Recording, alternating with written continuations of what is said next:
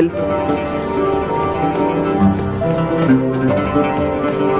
يبارك فيك. لدينا تبرع كريم ايضا. لا، في تبرع هون قبل، يعني العم ابو محمد تبرع ب 500 دولار، هو احد سكان مخيمات الشمال، فزقفه كبيره للعم ابو محمد.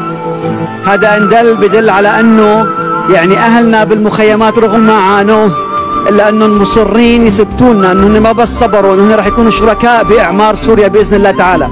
الله يتقبل منك يا ابو محمد ويبارك فيك ويكثر من امثالك. يعني ما ضل شيء بنزعل عليه بصراحه.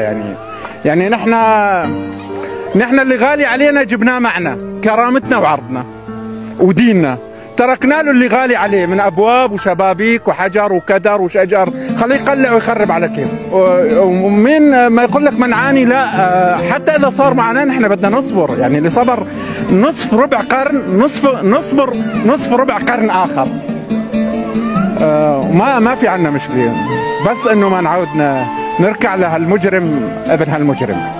نحن يعني اذا تدمع عيننا ما تدمع عيننا خوف من حدا، بس تدمع عيننا حسره على انه تكالبت علينا كلاب الارض وتخلت عنا كل دول العالم من عرب وعجم بصراحه. يعني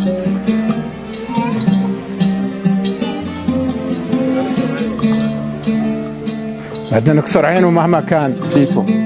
حقيقة أنا كنت أقولها من الصميم، لأن الحرب التي دامت 14 عام لم تكن حرب على مزرعة بيننا وبين هذا النظام المجرم، ولا على عدة مزارع، ولا على قصر، ولا على 10 قصور.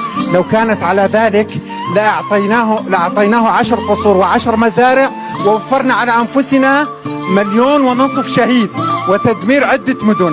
لكن الحرب كانت على أمور 3 ثمينة: الاعتداء على أي شيء من هذه الأمور 3 فهو كارثة على ديننا وعرضنا وكرامتنا.